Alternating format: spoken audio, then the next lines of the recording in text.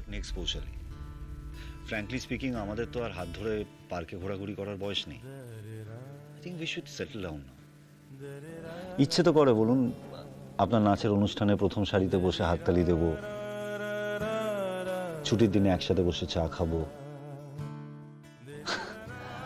আবার আপনি কখনো হাত পুড়িয়ে আমার জন্য রান্না করবেন, আমি আবার কখনো আপনার জন্য রান্না করব।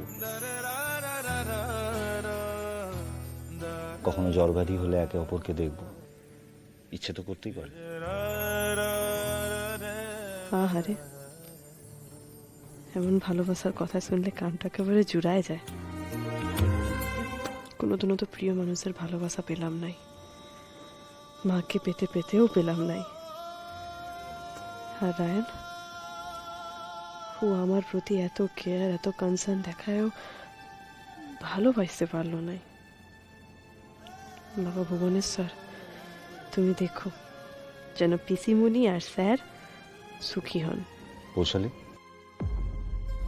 হ্যাঁ বলুন। আমরা কি এবার একসাথে থাকার কথা ভাবতে পারি?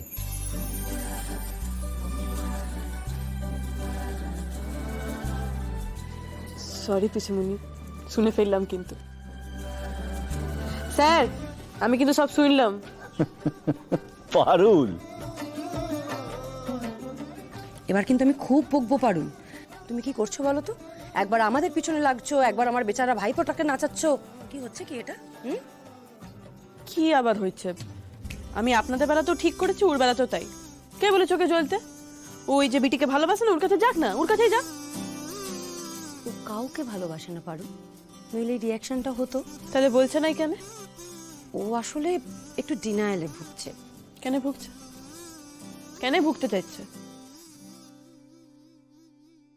বাঁকুড়ার বিটিকে শহুরে হিরোর ভালোবাসা শিকার যেতে লজ্জা করছে বুঝি? ওতে ওর মাচোইজম হারাই যাবে, তাই যদি ভাবে তাহলে ও থাক ওর মাচোইজম নিয়ে। আমাকে ভালোবাসতে গেল না, উঠতে দিয়ে পড়ে বলতে হবে যে পারুল, আমি তোকে ভালোবাসি, ভালোবাসি, ভালোবাসি, দমে ভালোবাসি, তবেই আমি মানবো। নইলে যাক, ওই যে ওই ফর্সা পানা টুস্কি পানা যে বিটিটা রয়েছে না, যাকে ও ভালোবাসে বলে দাবি করে, ওর কাছে যাক, ওর কাছে গিয়েই থাক। আমার লাইফে নাক গলাতে না ঢুসো মেরে দেবো একেবারে। পারুল, আমার কথা শোনো, আমি তোমাকে 100% সাপোর্ট করি।